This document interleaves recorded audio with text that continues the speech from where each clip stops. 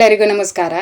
ಇವತ್ತು ಒಂದು ರುಚಿಯಾದ ಮಾವಿನಕಾಯಿ ಚಟ್ನಿ ಮಾಡಿ ತೋರಿಸ್ತಾ ಇದ್ದೇನೆ. ಚಪಾತಿಗೆ, ಅನ್ನಕ್ಕೆ, ದೋಸೆಗೆ ಎಲ್ಲ ಈ ತರದ ನೀವು ಚಟ್ನಿ ಮಾಡ್ಕೊಳ್ಬಹುದು. ತುಂಬಾನೇ ರುಚಿಯಾಗಿರ್ತದೆ. ಈಗ ಮಾಡೋ ವಿಧಾನ ನೋಡುವ. ಇದಕ್ಕೆ ಒಳ್ಳೆಯ ಬೆಳೆದ ಮಾವಿನಕಾಯಿ ತಗೊಂಡ್ರೆ ಕೂಡ ಚಟ್ನಿಗೆ ರುಚಿ ಕೂಡ ಚೆನ್ನಾಗಿರ್ತದೆ.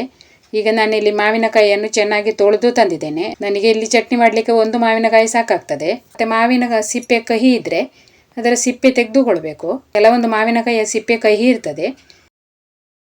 ಸಿಪ್ಪೆ ಕಹಿ ಇದ್ರೆ ಚಟ್ನಿಗೆ ಕೂಡ ಸ್ವಲ್ಪ ಕಹಿ ರುಚಿ ಬರ್ತದೆ. ಅದಕ್ಕಾಗಿ ಸಿಪ್ಪೆ ತೆಗೆದುಕೊಳ್ಳೋದು ಒಳ್ಳೆಯದು. ಸ್ವಲ್ಪ ಬೆಳೆದ ಮಾವು ತಗೊಂಡ್ರೆ ಚಟ್ನಿ ಕೂಡ ಸ್ವಲ್ಪ ಸಿಹಿಯಾಗಿ ಚೆನ್ನಾಗಿ ಆಗ್ತದೆ. ಈಗ ಮಾವಿನಕಾಯಿಯ ಸಿಪ್ಪೆ ತೆಗೆದು ನಾನು ಸಣ್ಣಗೆ ತುಂಡು ಮಾಡಿ ತಗೊಂಡಿದ್ದೇನೆ. ನೋಡಿ, ಮಾವಿನಕಾಯಿ ಚೆನ್ನಾಗಿ ಬೆಳೆದಿದೆ. ಈ ತರ ಬೆಳೆದ ಮಾವಿನಕಾಯಿ ತಗೊಂಡ್ರೆ ಚಟ್ನಿಗೆ ರುಚಿ ಚೆನ್ನಾಗಿರ್ತದೆ. ಈಗ ಚಟ್ನಿಗೆ ಹಾಕ್ಲಿಕ್ಕೆ ಮೆಣಸನ್ನೆಲ್ಲ ಹುರಿದು ತಗೊಳ್ಬೇಕು. ಮೊದಲಿಗೆ ಒಂದು ಬಾಣಲೆಯನ್ನು ಒಲೆ ಮೇಲೆ ಇಟ್ಟು 2 ಒಣಮೆಣಸು ಹಾಕಿದ್ದೇನೆ. ಹಾಗೆ 4 ಹಸಿಮೆಣಸು ಹಾಕೊಳ್ತಾ ಇದ್ದೇನೆ. ಮೆಣಸನ್ನು ನಿಮಗೆ ಖಾರಕ್ಕೆ ತಕ್ಕ ಹಾಗೆ ಹಾಕ್ಕೊಳ್ಬೇಕು. ಹಸಿಮೆಣಸನ್ನು ಹಾಕುವಾಗ ಸ್ವಲ್ಪ ಕಟ್ ಮಾಡಿ ಹಾಕ್ಕೊಳ್ಳಿ. ಇಲ್ಲ ಇದ್ರೆ ಹುರಿಯುವಾಗ ಅದು ಮೈ ಮೇಲೆ ಸಿಡಿತದೆ. ಅದಕ್ಕಾಗಿ ಅದನ್ನು ಸ್ವಲ್ಪ ಕಟ್ ಮಾಡಿ ಹಾಕ್ಕೊಳ್ಬೇಕು. ಈಗ ಇದಕ್ಕೆ 2 ಚಮಚ ಎಣ್ಣೆ ಹಾಕಿ ಹುರಿದುಕೊಳ್ಬೇಕು. ಮತ್ತೆ ಒಂದು ಅರ್ಧ ಚಮಚ ಆಗುವಷ್ಟು ಉದ್ದಿನಬೇಳೆ ಹಾಕ್ಕೊಳ್ಬೇಕು.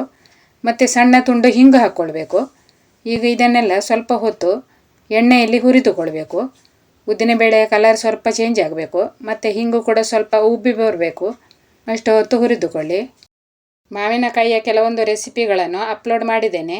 ಮೀಡಿ ಮಾವಿನಕಾಯಿ ಉಪ್ಪಿನಕಾಯಿ, ಅಮ್ಚೂರ್ ಪೌಡರ್ ಮಾಡುವ ವಿಧಾನ, ಮತ್ತು ಮಾವಿನಕಾಯಿಯಿಂದ ಗಸಿ ಹೇಗೆ ಮಾಡೋದು ಅಂತೇಳಿ ಈ ಎಲ್ಲ ವಿಡಿಯೋಗಳನ್ನು ಅಪ್ಲೋಡ್ ಮಾಡಿದ್ದೇನೆ. ಅದರ ಲಿಂಕನ್ನು ಡಿಸ್ಕ್ರಿಪ್ಷನ್ ಬಾಕ್ಸಲ್ಲಿ ಕೊಟ್ಟಿರ್ತೇನೆ. ಆ ವಿಡಿಯೋವನ್ನೆಲ್ಲ ನೋಡದವರು ಡಿಸ್ಕ್ರಿಪ್ಷನ್ ಬಾಕ್ಸನ್ನು ಚೆಕ್ ಮಾಡಿ, ಅಲ್ಲಿ ನಾನು ಲಿಂಕ್ ಕೊಟ್ಟಿರ್ತೇನೆ. ಆ ಲಿಂಕನ್ನು ಪ್ರೆಸ್ ಮಾಡಿ ನೋಡ್ಕೊಳ್ಳಿ. ಈಗ ಉದ್ದಿನಬೇಳೆ ಚೆನ್ನಾಗಿ ಕಲರ್ ಚೇಂಜ್ ಆಯಿತು.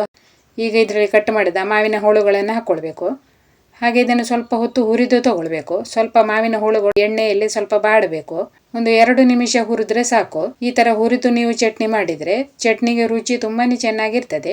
ಮತ್ತೆ ಇದು ಮಾವಿನಕಾಯಿ ಚಟ್ನಿ ಅಂತ ಗೊತ್ತಾಗುದಿಲ್ಲ, ಅಷ್ಟು ಚೆನ್ನಾಗಿ ಆಗ್ತದೆ. ಈಗ ನಾನು ಹುರಿದು ತಗೊಂಡಿದ್ದೇನೆ. ನೋಡಿ, ಸ್ವಲ್ಪ ಕಲರ್ ಚೇಂಜ್ ಆಗಿದೆ. ಮಾವಿನ ಹೋಳುಗಳು ಸ್ವಲ್ಪ ಬಾಡಿವೆ. ಈಗ ಇಷ್ಟ ಆದರೆ ಸಾಕು. ಈಗ ಇದನ್ನು ಗ್ಯಾಸ್ ಆಫ್ ಮಾಡಿ ಇದನ್ನು ಸ್ವಲ್ಪ ತಣಿಲಿಕ್ಕೆ ಬಿಡುವ. ತಣಿದ ಮೇಲೆ ಇದನ್ನು ರುಬ್ಬಬೇಕಾಗ್ತದೆ. ಸ್ವಲ್ಪ ತೆಂಗಿನ ತುರಿ ತಗೊಂಡಿದ್ದೇನೆ, ಒಂದು ಅರ್ಧ ಕಪ್ ಆಗುವಷ್ಟು. ನಿಮಗೆ ಜಾಸ್ತಿ ಚಟ್ನಿ ಬೇಕಿದ್ರೆ ನೀವು ಜಾಸ್ತಿ ತೆಂಗಿನ ತುರಿ ಹಾಕ್ಕೊಳ್ಬೋದು. ಹಾಗೆ ಮಾವನ್ನು ಕೂಡ 2-3 ಮಾವು ಹಾಕ್ಕೊಳ್ಬೋದು. ನಾನಿಲ್ಲಿ ಸ್ವಲ್ಪ ಪ್ರಮಾಣದಲ್ಲಿ ಮಾಡ್ತಾ ಇದ್ದೇನೆ. ಹಾಗಾಗಿ ಅರ್ಧ ಕಪ್ ಆಗುವಷ್ಟು ತೆಂಗಿನ ತುರಿ ತಗೊಂಡಿದ್ದೇನೆ. 1 ಮಾವನ್ನು ಕಟ್ ಮಾಡಿ ಹಾಕಿದ್ದೇನೆ. ಈಗ ಇದಕ್ಕೆ ಸ್ವಲ್ಪ ಉಪ್ಪನ್ನು ಕೂಡ ಹಾಕ್ಕೊಳ್ಬೇಕು. ರುಬ್ಬುವಾಗಲೇ ಉಪ್ಪು ಹಾಕ್ಕೊಳ್ಬೇಕು. ರುಚಿಗೆ ಎಷ್ಟು ಬೇಕೋ ಅಷ್ಟು ಉಪ್ಪು ಹಾಕ್ಕೊಳ್ಳಿ. ಈಗ ಇದನ್ನೊಂದು ಮಿಕ್ಸಿ ಜಾರಲ್ಲಿ ಹಾಕಿ ರುಬ್ಬಿಕೊಳ್ಬೇಕು. ರುಬ್ಬುವಾಗ ನಯವಾಗಿ ರುಬ್ಬಿದ್ರೂ ಆಗ್ತದೆ. ಚಟ್ನಿ ಯಾವ ಥರ ನೀವು ರುಬ್ಬಿಕೊಳ್ತೀರಿ ಅದೇ ಥರ ರುಬ್ಬಿಕೊಳ್ಳಿ. ಮಿಕ್ಸಿ ಜಾರ್ ಒಳಗೆ ಹಾಕ್ಕೊಂಡಿದ್ದೇನೆ. ಈಗ ಇದಕ್ಕೆ ಸ್ವಲ್ಪ ನೀರು ಹಾಕಿ ಇದನ್ನು ರುಬ್ಬಿ ತರ್ತೇನೆ. ಈಗ ನಾನು ರುಬ್ಬಿ ತಂದಿದ್ದೇನೆ ನೋಡಿ. ಈ ಥರ ರುಬ್ಬಿಕೊಂಡ್ರೆ ಆಯಿತು. ಈಗ ಇದನ್ನೊಂದು ಪಾತ್ರೆಯಲ್ಲಿ ತೆಗೆದು ಇದಕ್ಕೆ ನಿಮಗೆ ತೆಳ್ಳಗಿನ ಚಟ್ನಿ ಬೇಕಿದ್ರೆ ಇದಕ್ಕೆ ಬೇಕಾದಷ್ಟು ನೀರು ಹಾಕ್ಕೊಳ್ಬೋದು. ನಾನು ಇದಕ್ಕೆ ಜಾಸ್ತಿ ನೀರು ಹಾಕ್ತಾ ಇಲ್ಲ.